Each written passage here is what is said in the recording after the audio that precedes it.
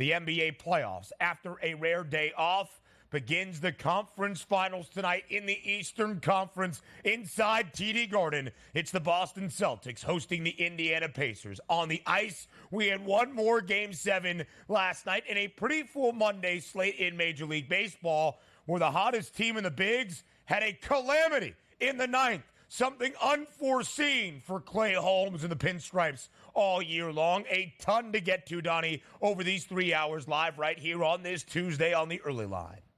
Yeah, some big comebacks yesterday, too. If you were watching the first 5 innings and thought you had an easy first 5-inning victory on the Houston Astros, think again with an unbelievable collapse in the 5th inning there. Also, as Ben was talking about the New York Yankees, crazy times all across the landscape. But we are going to focus on game number 7 in the NHL last night. And it's nice to get basketball back in our lives in the NBA tonight. We'll see how the Eastern Conference Finals gets underway. And away we go, BSS.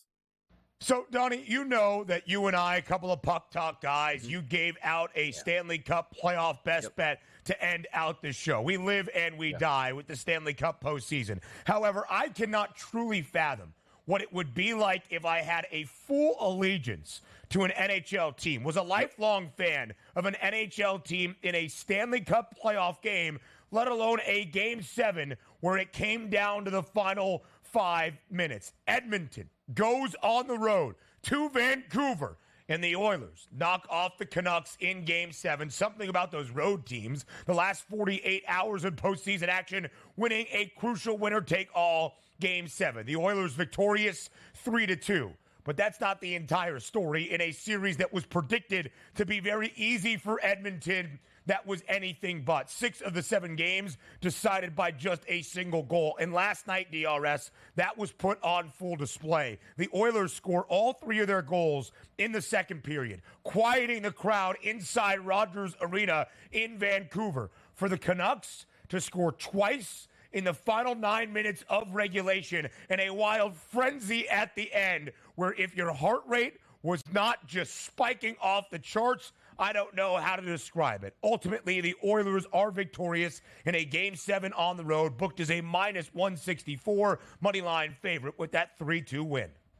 The Oil Derricks were flying and blasting off last night in Edmonton, Alberta, as you watch the fans back in their home arena celebrating inside and outside of that arena on an exciting game. And also, by the way, it probably 3-0 Oilers at the end of the second period. It probably could have been 5 or 6-0, but Vancouver's goalie was absolutely sensational early to keep it somewhat close. But as we know, just like in the NBA, 20-point leads, 25-point leads, it always gets close at the end, and it certainly was that. A 3-2 victory, a hard-fought series by the Edmonton Oilers, but the favorites pulled through. -160, -165 at game time. Looked like it was going to be a walk to victory there, but a 3-2 win nonetheless. Edmonton moves on. Total of 5.5 stays under. The Oilers favored in every single game. They advance with a victory in Game 7 to the Western Conference Finals, where the Dallas Stars await. The NHL's Final Four is now set. Out west, it's Dallas versus Edmonton for a spot in the Cup Final. In the Eastern Conference, the Florida Panthers and the New York Rangers get underway in the Eastern Conference Finals tomorrow night inside Madison Square Garden for game number 1. Now Major League Baseball elsewhere in New York, up in the Bronx. The Yankees entered the Monday slate as the hottest team in the bigs, winners of 7 in a row, seemingly going to cruise to an 8th straight victory until the 9th inning happened. Clay Holmes has been the best closer without a shadow of a doubt in Major League Baseball all year for New York. He had not allowed a single run, a single earned run entering yesterday. But the Mariners plate 4 against Clay Holmes, who blows his first save of the year, suffers his first loss of the year, as the Mariners come all the way back to knock off the New York Yankees with a 5-4 victory inside Yankee Stadium.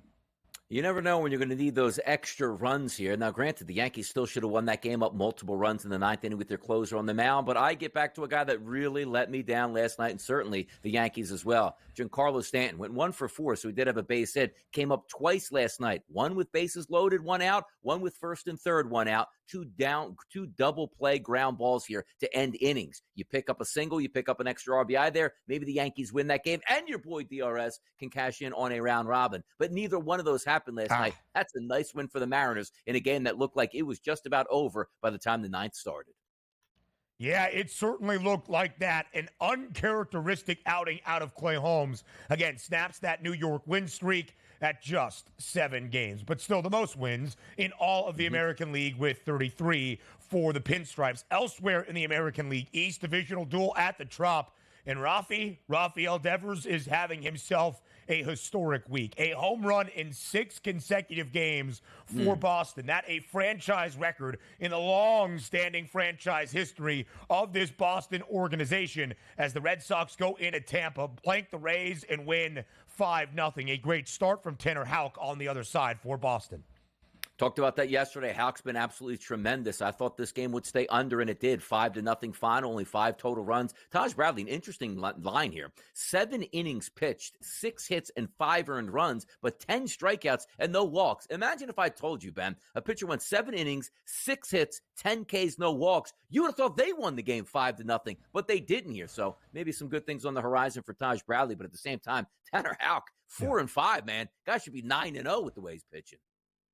What a game it was last night in Indianapolis, a rematch of the season opener between the Sun and the Fever. It was back and forth. There were fourth quarter magic building in the building for Caitlin Clark and Indiana. Ultimately, at the end, Aaliyah Boston, last year's #1 overall pick, had a great look at the cup, could not convert as Connecticut holds off Indiana to win 88-84. But the Fever starting to find their footing, their second consecutive cover, despite an 0-4 start to this season. Yeah, they'll get there. They'll eventually get there. Got some good players on the team, and also the FanDuel Sportsbook with a great odds boost yesterday. You take a look at a double-double that we needed out of Thomas. Got 24 and 14 in that game. Then you needed 3 3-point shots made from Caitlin Clark. What did she do? 3 of 7, cashed in that ticket. So profitable night overall if you were betting anything that had to do with the Fever last night.